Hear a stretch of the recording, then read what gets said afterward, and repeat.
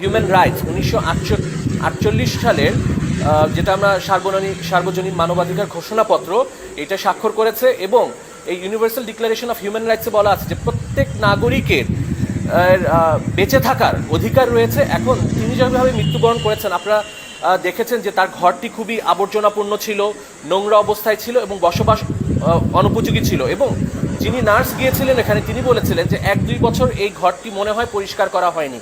এই পরিস্থিতি, এই অমানবিক পরিস্থিতিতে মানবাধিকারের কোনো চরম লঙ্ঘন হয়েছে কিনা এটি নির্ণয় করার জন্য আমরা তদন্ত চেয়েছি। জাতীয় মানবাধিকার কমিশন, আপনারা জানেন, রয়েছে আমাদের বাংলাদেশে জাতীয় মানবাধিকার কমিশন। এই বিষয়টিকে তদন্ত করে তারা নির্ণয় করবে যে এখানে এই বৃদ্ধা নূরজাহান বেগম, ওনার মৃত্যুতে কোনো মানবাধিকারের লঙ্ঘন হয়েছে কিনা।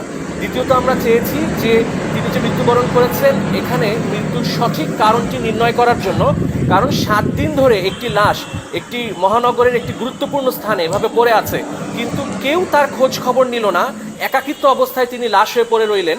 এই বিষয়টি তদন্ত করে আমাদের ফৌজদারি, আমাদের দণ্ডবিধিতে যে অবহেলাজনিত মৃত্যু হয়েছে কিনা সেটি নির্ণয়ের জন্য। এবং তৃতীয় যে বিষয়টি আমরা কোর্টের কাছে চাচ্ছি সেটা হচ্ছে, আপনারা জানেন যে প্রত্যেক উন্নত দেশে কেয়ার গিভার, যারা বয়স্ক রয়েছেন, কেয়ার গিভার, তাদের পরিচর্যাকারী বা নার্স প্রদান করা হয় রাষ্ট্র থেকে। এটি রাষ্ট্র বা সরকারের দায়িত্ব যে যারা বয়স্ক এবং ইনফার্ম পার্সন রয়েছে, মানে নিজেদের শারীরিক অবস্থা তারা নিজেরা দেখাশোনা করতে পারে না, তাদেরকে এই পরিচর্যাকারী বা নার্স প্রদানের জন্য আমাদের যে সমাজ কল্যাণ অধিদপ্তর আছেন, তারা কেন এই আমাদের দেশে যারা 65 বছর ঊর্ধ্বে রয়েছেন বয়স্ক এবং যারা নিজেদের দেখাশোনা করতে পারেন না, তাদেরকে কেন পরিচর্যাকারী বা নার্স প্রদান করা হবে না, এই মর্মে আমরা নির্দেশনা চেয়েছি। এই রিটটি আগামী সপ্তাহে হিয়ারিং করার জন্য আমরা আদালতে জমা দিয়েছি, এবং আমরা আশা করছি যে আমরা এই রিটে আদালতে নির্দেশনা দিলে মৃত্যুর সঠিক কারণ নির্ণয় করা সম্ভব হবে।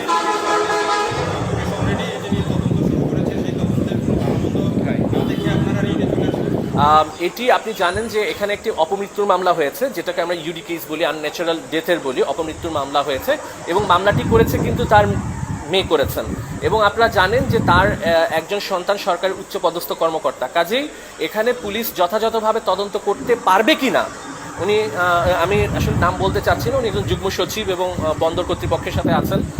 পুলিশ আসলে যথাযথ তদন্ত করতে পারবেন কি না এই বিষয়টি আমরা সন্দিহান। এজন্যই আমরা এখানে তদন্তে চেয়েছি যে একজন ফার্স্ট ক্লাস ম্যাজিস্ট্রেট কর্তৃক যাতে এই মৃত্যুর সঠিক কারণটি নির্ণয় হয়। এবং আমাদের জাতীয় মানবাধিকার কমিশন, আপনারা জানেন যে জাতীয় মানবাধিকার কমিশন একটি পুরাতন সংস্থা।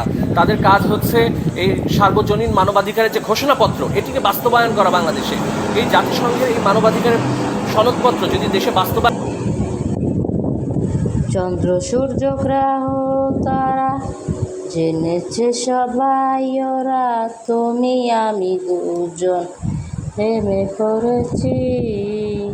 পৃথিবী হারিয়ে যাবে, জীবন ফুরিয়ে যাবে, প্রেমকে করে যাব কাহিনী করে। ভিডিওটা কেমন লেগেছে কমেন্ট করে জানাবেন, আর ভালো লাগলে ভিডিওটি লাইক কমেন্ট শেয়ার দিয়ে পাশে থাকবেন।